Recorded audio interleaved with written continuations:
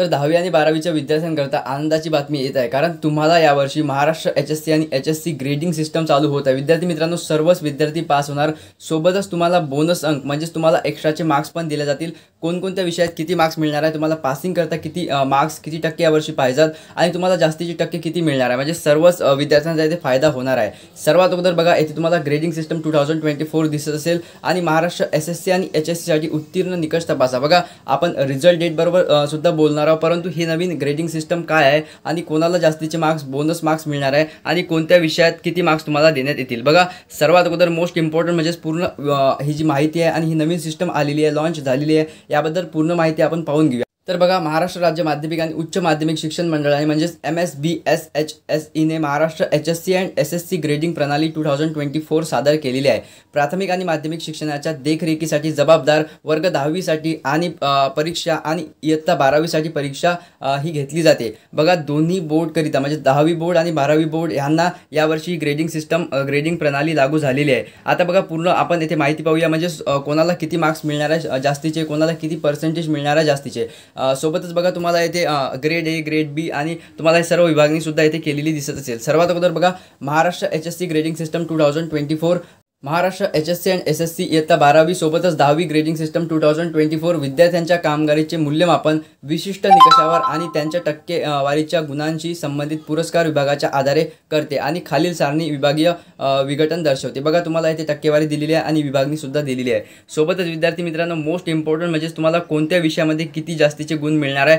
सोबतच for example मी तुम्हाला समजून सांगतो। आता 10वी म्हटलं म्हणजे मॅथ 1 आणि मॅथ 2। बघा, मॅथ 1 हा पेपर तुमचा 40 मार्क्सचा आणि मॅथ 2 हा 40 मार्क्सचा। तर बघा, तुम्हाला पासिंग करता 35 म्हणजे 35% किंवा 35 मार्क्स तुम्हाला पाहिजेत आहेत।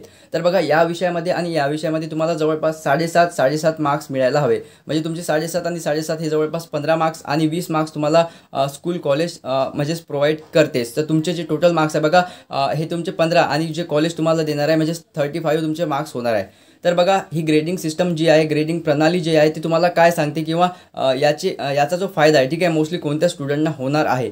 बघा, सिंपल मी तुम्हाला सांगतो, 35 मार्क्स तुमचे जवळपास पासिंग करता पाहिजेत, कोणता जरी विषय असला तरी पण।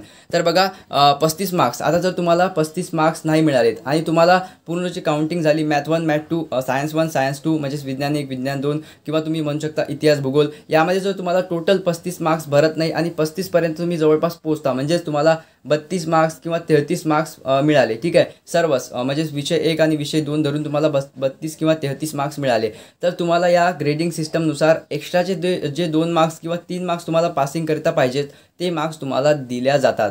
परंतु कोणत्या विषयामध्ये किती मार्क्स आणि कोणाला किती मार्क्स मिळणार आहे हे पण मी तुम्हाला समजून सांगतो। बघा, पूर्ण महाराष्ट्र HSC आणि SSC grading system 2024 condonation policy, तुम्ही म्हणता ना या विषयामध्ये या स्टुडंटला कंडो लागला किंवा कंडोनेशन पॉलिसी अप्लाय झाली, तर हीच ती पॉलिसी आहे, हीच ती कंडोनेशन पॉलिसी आहे। आता बघा, ही सिस्टम काय आपण समजून घेऊया। त्या अगोदर चॅनलवरती नवीन असाल चॅनलला सबस्क्राईब करा, म्हणजेच तुम्हाला 10वी आणि 12वी बोर्ड रिलेटेड काही पण ऑफिशियल किंवा लेटेस्ट न्यूज जरी आली तुम्हाला सर्वात अगोदर या चॅनल माध्यमाद्वारे कळते। सोबतच तुम्हाला काही बोनस मार्क्स किंवा तुम्हाला काही लेटेस्ट न्यूज, काही ऑफिशियल वेबसाईट महाराष्ट्र बोर्डच्या काही नोटीस आली ते तुम्हाला सर्वात अगोदर या चॅनलवरती प्रोव्हाइड होते। तर विद्यार्थी मित्रांनो, चॅनलला सबस्क्राईब करा आणि मला नक्की कमेंट करा की तुम्हाला 10वी मध्ये किती टक्के मिळू शकतात आणि तुम्हाला 12वी मध्ये किती टक्के मिळू शकतात, सर्वांना कमेंट करायचे आहे। सोबतच 10वी नंतर तर 3च ऑप्शन आहे, आर्ट्स सायन्स अँड कॉमर्स, तुम्ही कोणत्या स्ट्रीमकडे जाणार आहे नक्की कमेंट करा। आणि 12वीचे विद्यार्थी तर नीट JEE किंवा महाराष्ट्र CET ही एक्झाम देत असेल आणि 12th नंतर तुम्हाला इंजिनिअरिंग BE BTech किंवा तुम्हाला फार्मसी किंवा BSc ॲग्री किंवा तुम्हाला BSc नर्सिंग काही पण करायचं असेल तर मला नक्की कमेंट करा, मी सर्वांचे कमेंट वाचणार आहे, ठीक आहे विद्यार्थी मित्रांनो।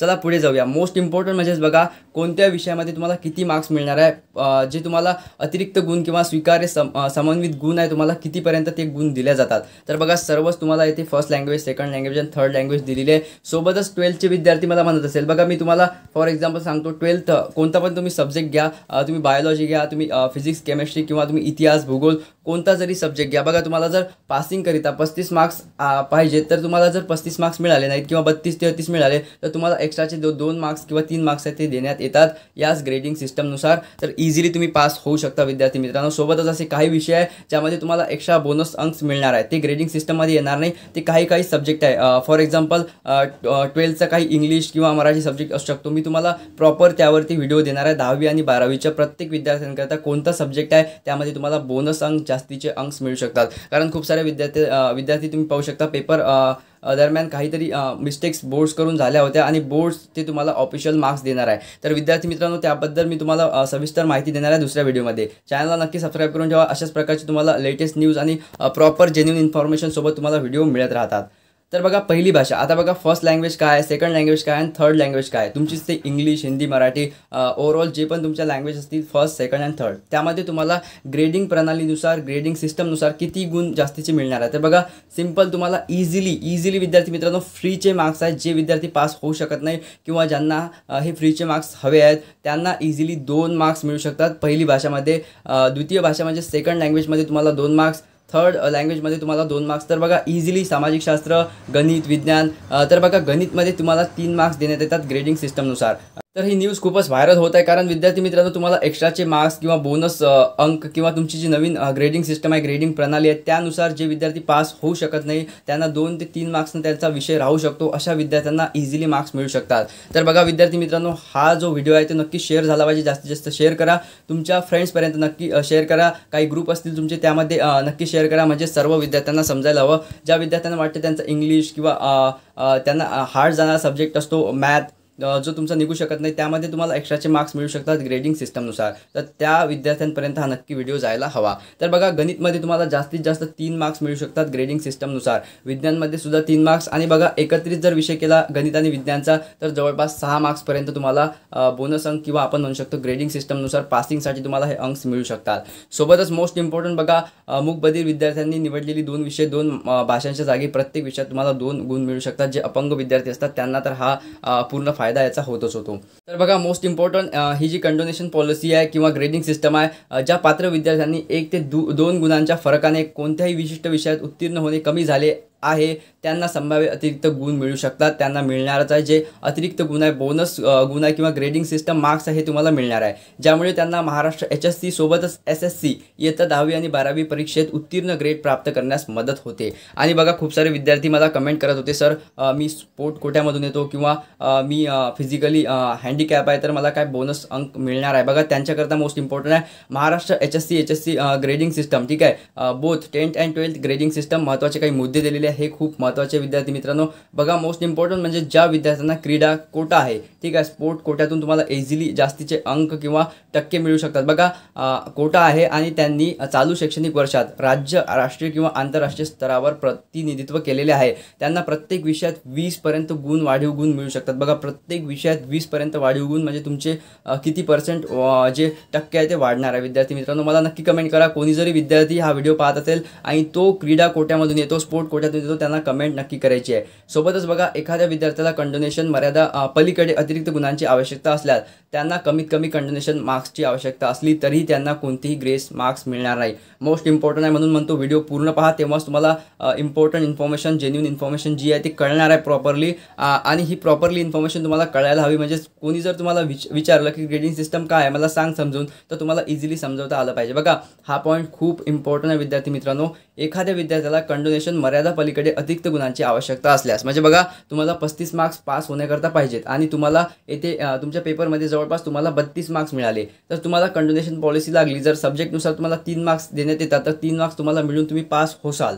परंतु बघा, 35 मार्क्स तुम्हाला पास होण्याकरता पाहिजेत आणि तुम्हाला 30च मार्क्स मिळत आहेत. तर आता काय होणार, तुम्हाला 5 मार्क्स दिले जातील काय? एवढे जास्त 5 मार्क्स मिळतील का तुम्हाला? म्हणजे टोटल 5 मार्क्स तुम्हाला एक्स्ट्राचे मिळतील का? तर बिलकुल नाही विद्यार्थी मित्रांनो. तुम्ही कंडोनेशन पॉलिसीच्या किंवा ग्रेडिंग सिस्टमच्या पलीकडे जात आहात. एवढे जास्तीचे मार्क्स नाही मिळणार. तर इझिली तुम्हाला 2-3 मार्क्स देण्यात येतात. तर इझिली तुम्ही 2 ते 3 मार्क्स ग्रेडिंग सिस्टमनुसार घेऊन पास होऊ शकता. परंतु बघा मोस्ट इम्पॉर्टंट आहे विद्यार्थी मित्रांनो, जर तुम्ही पेपर जास्तीत जास्त लिहिला असेल तर स्वतः टीचर, ठीक आहे, जे पेपर चेक करणारे एक्झामिनर असतात, जे पेपर चेक करणारे टीचर असतात, ते इझिली तुम्हाला जवळपास पासिंग मार्क्सपर्यंत नेतात. जर तुम्ही पेपर पूर्ण सॉल्व केलेला असला, चांगल्या प्रकारे लिहिलेलं असलं तर तुम्हाला तेच जे टीचर आहे ते इझिली मार्क्स देऊन देतात. ठीक आहे.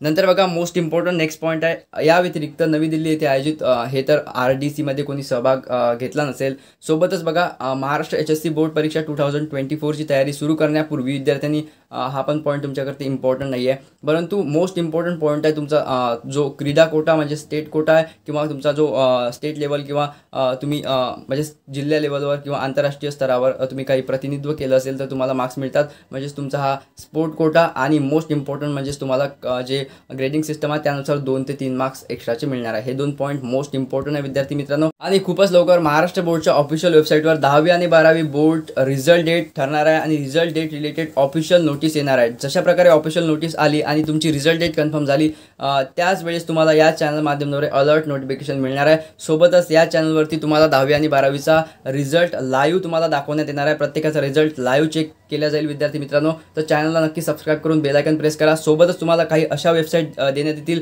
ज्यामध्ये तुम्ही विदिन अ सेकंड तुमचा रिझल्ट चेक करू शकता. कारण तुम्ही पाहू शकता महाराष्ट्र बोर्डचा जेव्हा पण रिझल्ट लागतो जवळपास 1-1.5 वाजता मोस्टली दुपारीच तुमचा रिझल्ट लागतो विद्यार्थी मित्रांनो. आणि त्यावेळेस ऑफिशियल वेबसाईट खूप हँग होते, त्यावर खूप लोड येतो कारण एवढे सारे लॅक्स ऑफ स्टुडंट रिझल्ट पाहत असतात. तर त्यावेळेस तुम्हाला 2 ते 4 अशा वेबसाईट सांगणाऱ्या विद्यार्थी मित्रांनो तुम्ही इझिली तुमचा रिझल्ट चेक करू शकाल. तर चॅनल नक्की सबस्क्राईब करून बेल आयकॉन प्रेस करा आणि प्रत्येकाला कमेंट करायची आहे की 10वी आणि 12वी बोर्डमध्ये तुम्हाला किती % मार्क्स किंवा किती % तुम्हाला मिळू शकतात आणि नेक्स्ट तुम्ही तुमच्या फ्युचरमध्ये कशासाठी ॲडमिशन घेत आहे. व्हिडिओसाठी चॅनलला सबस्क्राईब करून बेल आयकॉन नक्की प्रेस करा and wish you all the best for your result. Thanks.